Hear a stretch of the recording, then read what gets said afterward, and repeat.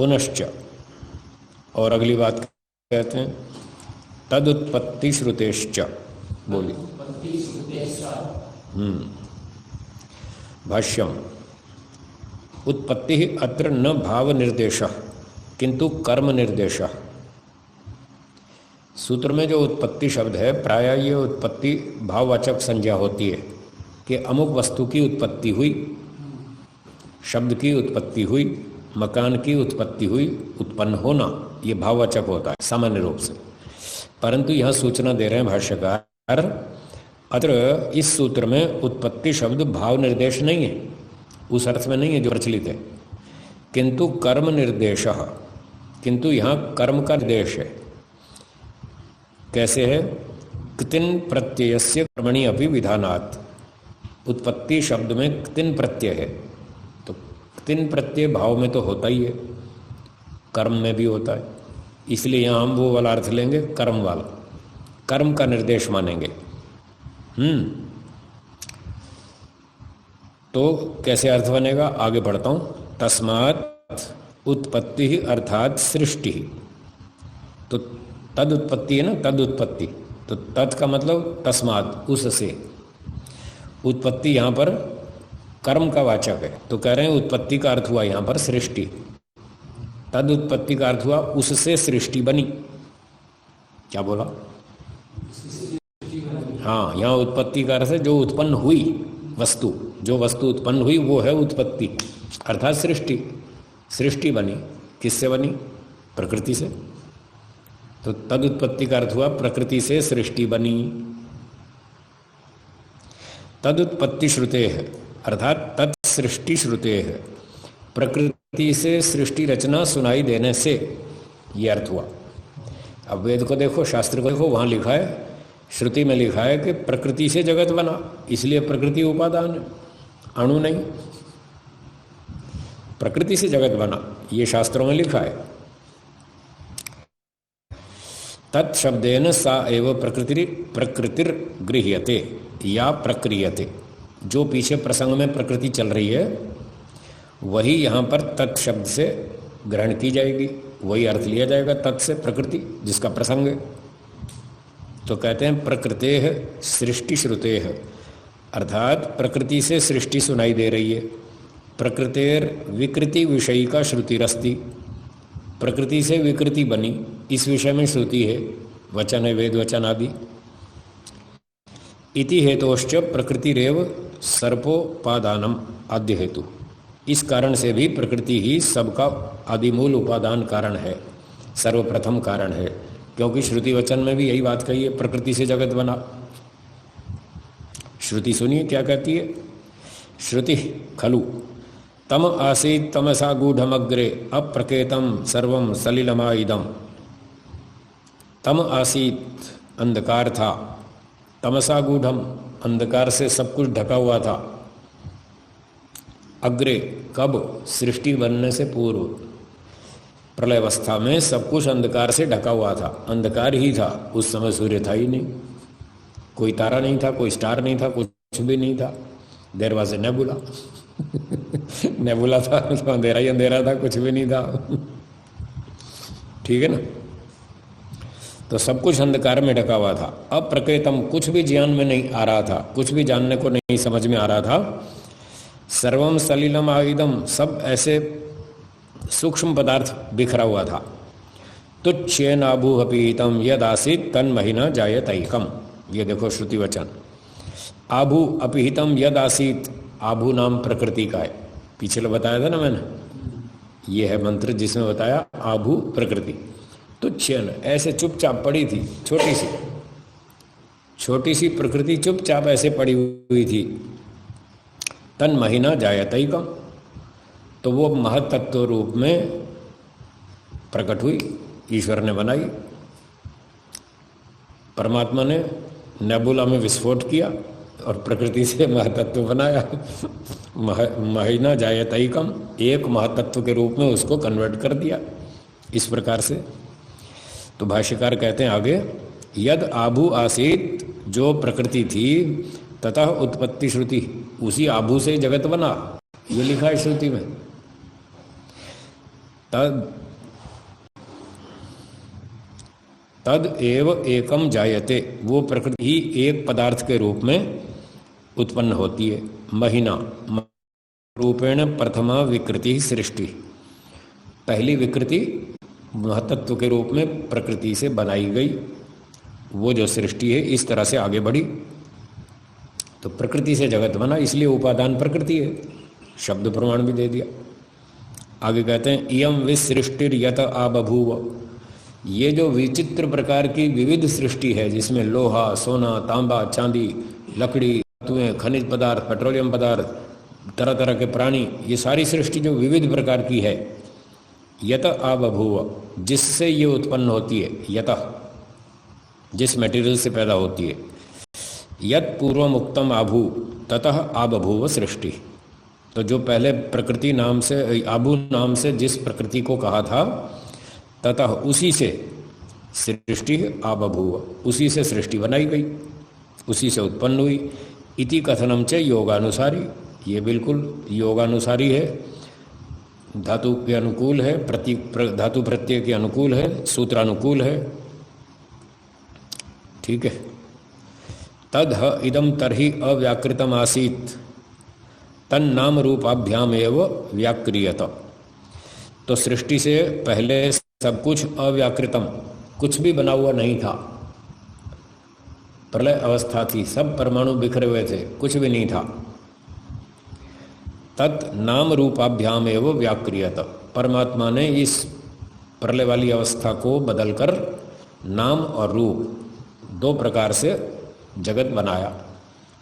रूप बनाए, सूर्य, पृथ्वी, चंद्रमा, तारे, ये सारे पदार्थों की आकृतियां बना दी और इनके नाम रख दिए। ये सूर्य है, ये चंद्रमा है, ये पृथ्वी है, ये जल है, ये अग्नि है, ये वायु है, ये गाय है, ये घोड़ा है, ये कुत्ता है, ये मनुष्य है, सब नाम भी रख दिए और प्राणी भी बना दिए, शरीर भी बना दिए, जड़ भी सब बना दिए।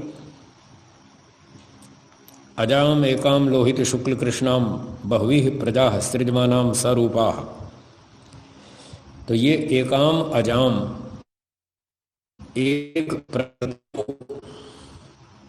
अजाम जो जन्म नहीं लेती, अजा जन्म नहीं लेती, अनादि है, नित्य है प्रकृति, उस एक अनादि प्रकृति को लोहित शुक्ल कृष्णाम, जो लाल, सफेद और काले रंग वाली, लोहित लाल रजोगुण, हाँ जी, कौन सा रजोगुण, और शुक्ल सफेद सत्वगुण, और कृष्ण काला सत्वरजतम, जो सत्वरजतम वाली लाल सफेद काले रंग वाली जो अजाप मूल नित्य अनादि प्रकृति है, उसको बहवीह प्रजा सरूपा सृजमानाम, जो अपने समान रूप वाली बहुत सी प्रजा को उत्पन्न करती है। तो कारण के गुण, कार्य के गुण एक जैसे होते हैं, तो इसलिए प्रकृति जड़ है तो उसने जड़ जगत को बनाया। ये मोटी भाषा चल रही है, प्रकृति नहीं बनाती है, ईश्वर बनाता है, पर वो गौण कथन में ऐसा कह रहे हैं। तो जो अपने जैसी सृष्टि बनाती है प्रकृति, जैसी वो जड़ है ऐसी जगत भी जड़ है, सृष्टि भी जड़ है।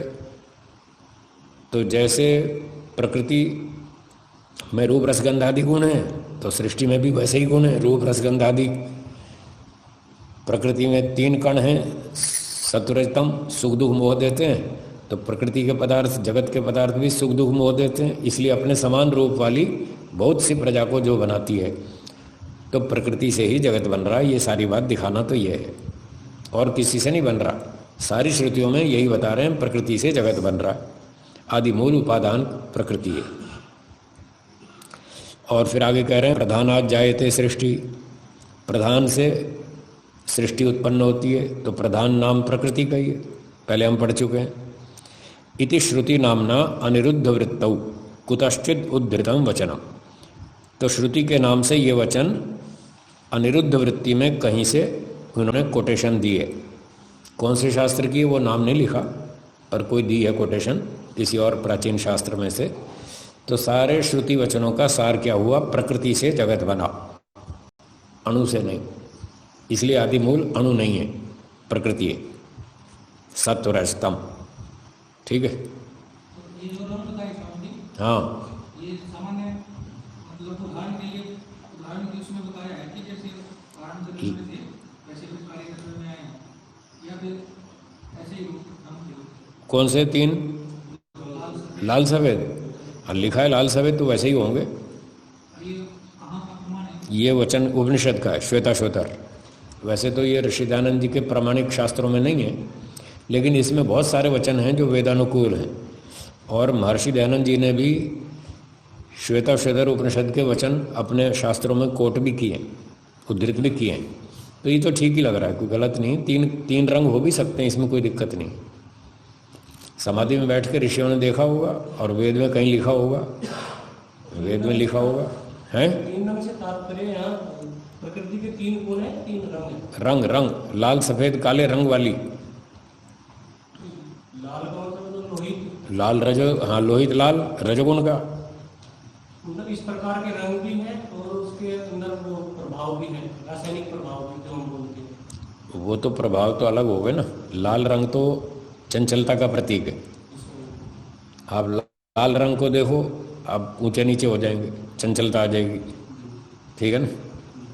कोई लोग लाल लाल देख के बेहोश हो जाते हैं, घबरा जाते हैं, लाल रंग देख के, खून देख के घबरा जाते हैं, बेहोश हो जाते हैं। तो ये विचलित करता है लाल रंग, और विचलित करने वाला रजोगुण है, तो इससे तालमेल बैठ सकता है, इसमें क्या दिक्कत है। और सफेद शांति का प्रतीक है, सत्वगुण से शांति मिलती है, वो सत्वगुण का हो गया। और काला तो तमोगुण है ही। लाल यदि रजोगुण का होता तो फिर समझना चाहिए है। ये लाल थोड़ी है, ये तो केसरी है। ये तो वैराग्य उत्पन्न करता है। लाल होता है जो शादी में पहना जाता है, वो होता है लाल, खतरे वाला। शादी के टाइम लाल लाल पहनते हैं ना, कहते खतरा है सावधान। वहाँ बोलते भी हैं सावधान, खतरा है। किसी किसी को समझ में आता है, वो भाग जाता है, छोड़ के भाग जाता है। दोनों तात्पर्य गुण भी हैं और उनके रंग भी। हाँ ठीक है जी। तो सारे सार क्या निकला? सूत्रार्थ देखिए, तद उत्पत्ति श्रुतेश्च है। वो शांत रहता है, उस समय कुछ नहीं होता। नहीं, रंग रहेगा तो सही, अभाव थोड़ी हो जाएगा, चुपचाप पड़ा रहेगा, शांत पड़ा रहेगा। प्रलय में तो कुछ होता नहीं, हलचल कुछ भी नहीं है, जीवात्मा सारे बेहोश हैं, असर किसको होगा? ईश्वर वैसे ही प्रभावित नहीं होता, सृष्टि बन जाए तो भी नहीं होता। ईश्वर को प्रकृति सृष्टि से कोई असर नहीं पड़ता, और प्रलय अवस्था में जीवात्मा सारे बेहोश हैं, उनको क्या असर होना है? तो बेहोश ही पड़े। असर तब होता है जब व्यक्ति शरीर में आ जाए, होश में आ जाए, फिर उसको प्रभाव पड़ता है, लाल सफेद काला। तीन रंग और भी है। कौन से? ये पीला है, नीला है और हरा है। रंग आप वहाँ पर जाओ, पेंट की दुकान पे 250 शेड मिलेंगे, तीन ही थोड़ी। शेड कलर तो 250 बन जाएंगे। तो ये तीन के लिए फिर ये मूल रंग तीन हो गए ना, उसको मिश्रण कर करके फिर नई शेड बना ली। मूल रंग तीन। हाँ, लाल सफेद काला,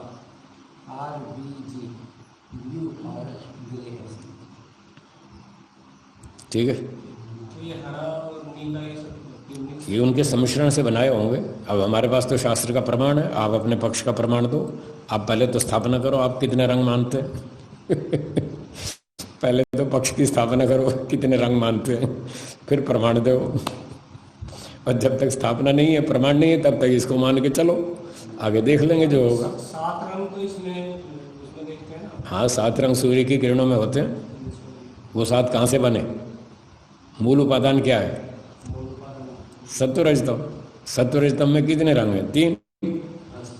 तो उसी से 7 बना लिए, उससे 17 बना लो, 70 बना लो, 250 बना लो, खूब बन जाएंगे।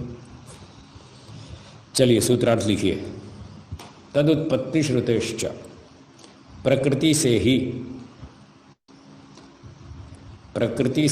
जगत की रचना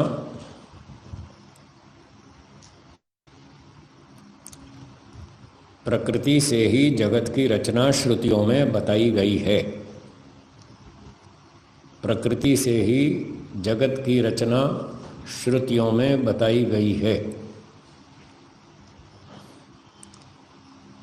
इसलिए जगत का आदि मूल उपादान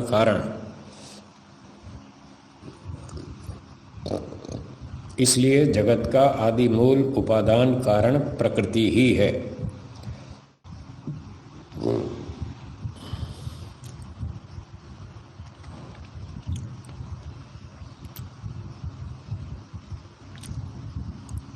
तो यहाँ श्रुति शब्द आता रहता है बहुत बार। तो श्रुति का अर्थ एक तो वेद मंत्र लेना है, एक ब्राह्मण ग्रंथ, एक उपनिषद वचन, इतने का नाम श्रुति है। ठीक है, एक श्रुति आता है, एक स्मृति आता है। तो स्मृति का मतलब होता है जैसे मनुस्मृति और यज्ञवल की स्मृति और ये जो 6 दर्शन है ये भी स्मृति शब्द के अंतर्गत आते हैं। हाँ, ये स्मृति में है। ये जो दर्शन, न्याय दर्शन, योग दर्शन आदि, इसका नाम है स्मृति। ये पीछे से परंपरा ऐसे बताई जा रही है। तो दर्शन, मनुस्मृति आदि ये सारे स्मृति शास्त्र हैं। हैं? हाँ, तो उपांग 6 दर्शन है ना।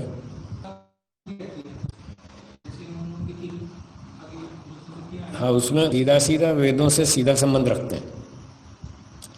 वेद एक तो श्रुति हो गई, सुन सुनकर सीखा गया, उसका नाम श्रुति है। फिर वेदों के जो ग्रंथ हैं, ब्राह्मण ग्रंथ, वो श्रुति हो गई, श्रुति की व्याख्या कर रहा है। उपनिषद भी ब्राह्मण ग्रंथ का ही एक भाग है, इसलिए वो श्रुति में आ गए। बाकी जो बच के ऋषियों ने बनाए हैं, थोड़ा सीधी वेदों की व्याख्या नहीं की, वेदों के सिद्धांतों की व्याख्या की या कुछ सामाजिक की व्यवस्था की, तो वो उनको स्मृति नाम से गिना जाता है। जी, ये स्मृति में आते हैं, ये श्रुति में नहीं आते, क्योंकि ये सीधे वेद की व्याख्या नहीं कर रहे। जैसे वेद में लिखा है विष्णु कर्माणि पश्यत, विष्णु के कर्मों को देखो, ये मंत्र वेद का। अब विष्णु कौन है उसकी सीधी चर्चा इसमें नहीं मिलती है, वो मिलती है ब्राह्मण ग्रंथों में, निरुक्त में। तो उनको अंग कहा है, जो सीधी वेद की व्याख्या करे वो अंग, 6 अंग बताए, और ये उपांग है 6 दर्शन।